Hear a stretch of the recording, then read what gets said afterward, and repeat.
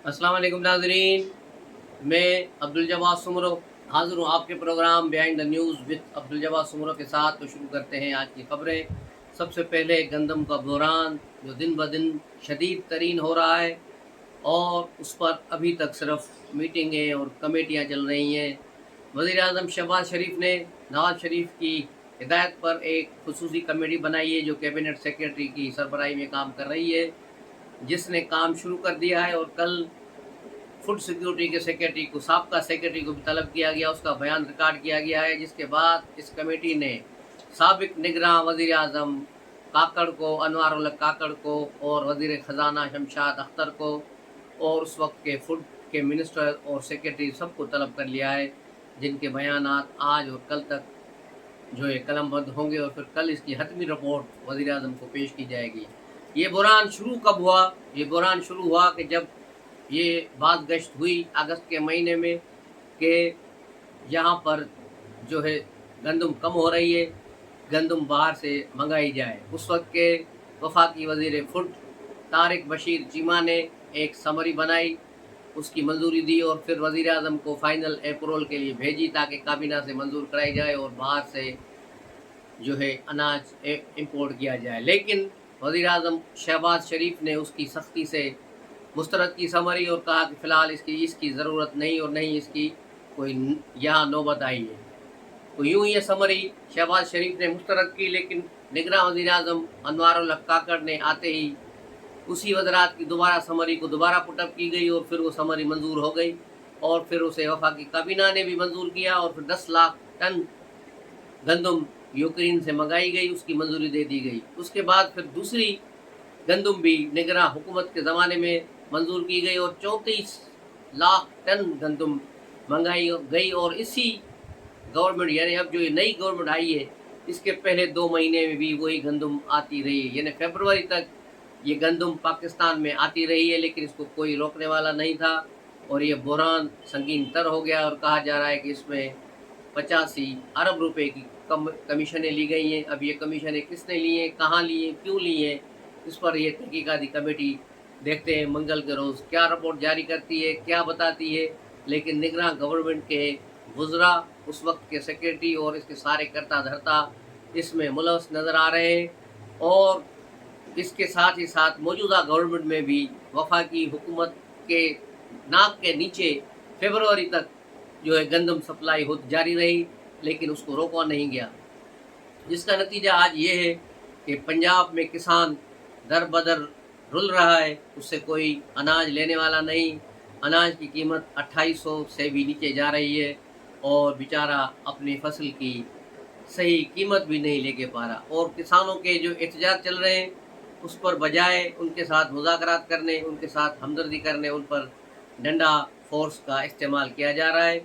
मियां नवाज शरीफ ने भी इस सिलसिले में अपने तमाम साथियों को तलब किया रायगढ़ में और उनसे इजलास कराया। जाती उमरा में कल भी मीटिंग चलती रही सारा दिन, लेकिन अभी तक ये जो इतलात हैं वो यही है कि अभी तक कुछ भी नहीं हुआ और कोई भी ऐसा फार्मूला तय नहीं हुआ जिससे किसानों से गंदम खरीदी जाए।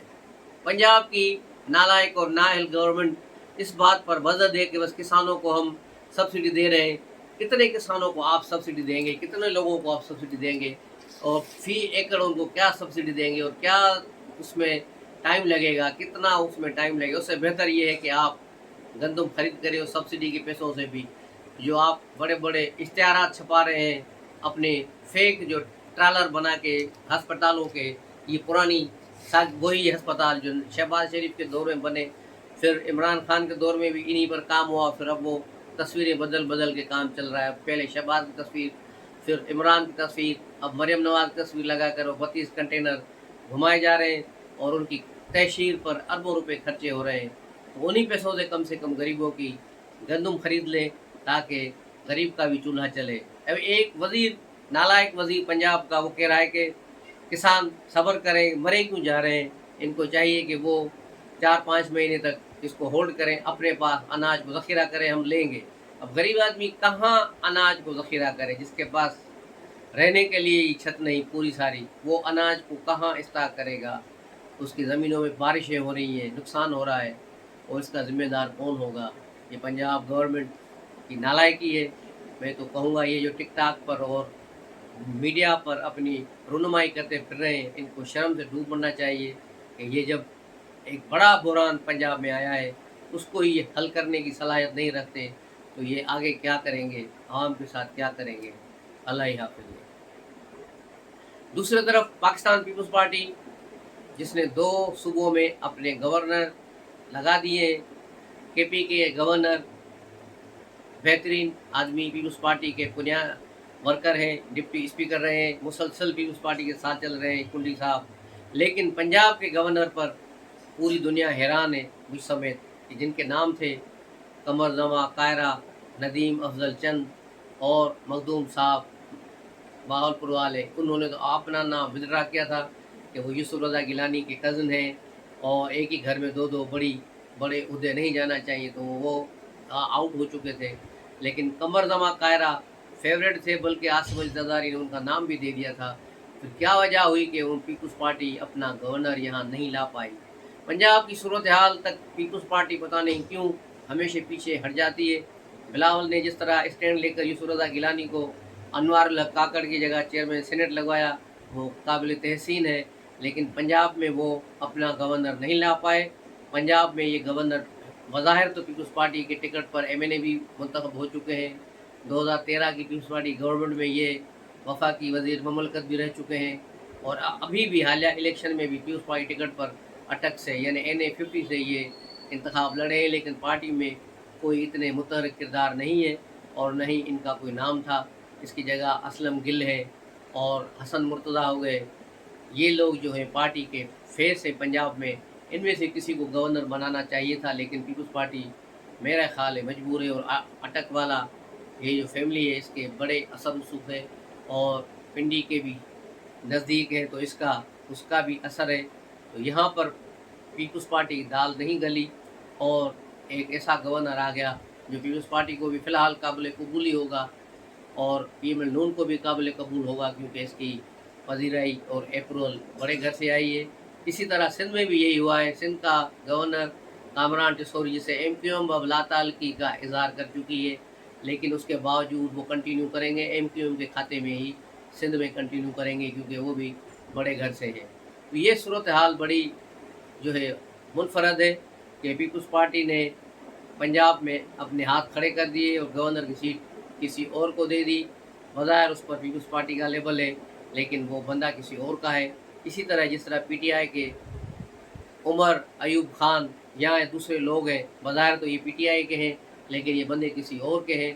तो ये सिलसिला पाकिस्तान में चल रहा है और असल खेल जो खिलाड़ी कर रहे हैं, जो कठपुतलियाँ हिला रहे हैं, ये सारी गेम उनकी है और ये गेम उनके हाथ में है। दूसरी तरफ मियाँ मोहम्मद नवाज शरीफ मुतहर्रिक हो रहे हैं। अब पार्टी सदारत पर दोबारा बरजमा होने जा रहे हैं और अब 11 मई को जो पार्टी का जनरल काउंसिल का इजलास तलब किया गया है, उसमें इसको सामने लाया जाएगा और मियाँ नवाज शरीफ को पार्टी का सदर बना दिया जाएगा और ख्वाजा साद रफ़ीक को पार्टी का जनरल सेक्रेटरी बनाया जा रहा है, जिसके बाद दीगर ओहदे पर भी लोग काम करेंगे। कल PML नून का एक इजलास मॉडल टाउन में हुआ, जिसमें मियाँ नवाज शरीफ ने शिरकत की।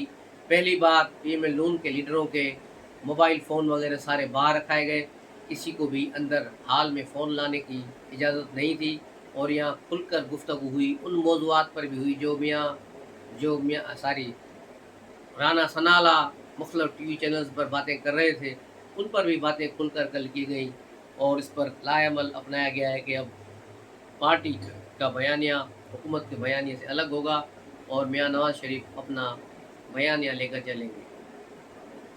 दूसरी तरफ पंजाब में किसानों का एहतजाज बढ़ता जा रहा है। आज भी मुल्तान में किसान इत्तेहाद के सदर खालिद खोखर ने प्रेस कॉन्फ्रेंस की और कहा कि वो अपना एहतजाज का दायरा बढ़ाएंगे और इसको मज़ीद वसअत देंगे।